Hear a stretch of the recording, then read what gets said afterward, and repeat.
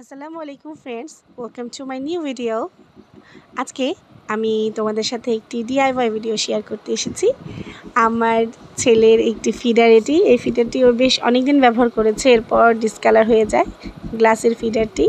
তো ভাবলাম এটিকে আমি একটু ফুলদানি হিসেবে বা বাস হিসেবে রাখতে পারি কি না, সেই জন্যই আমি এটাকে প্রথমে অ্যাক্রিলিক কালার দিয়ে হোয়াইট কোটিং করে শুকিয়ে নিয়েছি।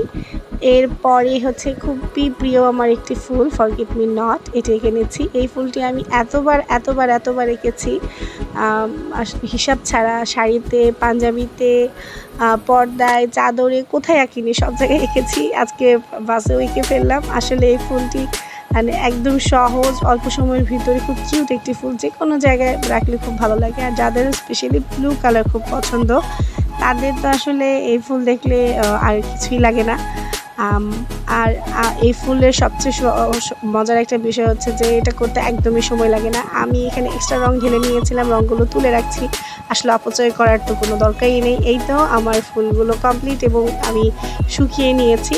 এখন হচ্ছে আসল কাজ, যেটা করতে আমার অনেক বেশি মজা লাগে, সেটা হচ্ছে বার্নিশ দেওয়ার পর মনে হয় যে একদম মানে পেন্টিংটি কমপ্লিটভাবে হচ্ছে মানে করা সার্থক। এরপর আমি হচ্ছে কিছু গহনা পরিয়ে দিচ্ছি, যেন এটা ফিডার না মনে হয়, একটু বাজবাজি একটা ভাব আসে। সেই জন্য হচ্ছে আমি একটা গ্রামীণ চেক কাপড়ের ভেতরে আমি এটাকে ছোট করে ভাঁজ করে নিয়েছি আঠা দিয়ে, তারপর এটি লাগিয়ে নিচ্ছি যেন একটু অ্যাস্থেটিক একটা লুক আসে, একটু ইউনিক একটা লুক আসে। আর এখানে হচ্ছে আমি আঠা ব্যবহার করছি, কাঠের গহনার যে আঠাগুলো আছে সেই আঠাটা ব্যবহার করছি। এটা আইকা দিয়েও তোমরা করতে পারবে, যে কোনো গ্লাসের বটলে কিন্তু তোমরা আমার এই ডিজাইনটি ফলো করে নিতে পারবে। তো কাপড় বা রশি বা লেস, এই ধরনের জিনিসগুলো বেসে ব্যবহার করলে বা যে কোনো হোম ডেকোর আইটেম ব্যবহার করলে একটু অ্যাস্থেটিক একটা লুক আসে। আমার কাছে আসলে অনেক ভালো লাগে। আর নিজের ঘরের জন্য কোনো কিছু তৈরি করতে তো অনেক বেশি ভালো লাগে।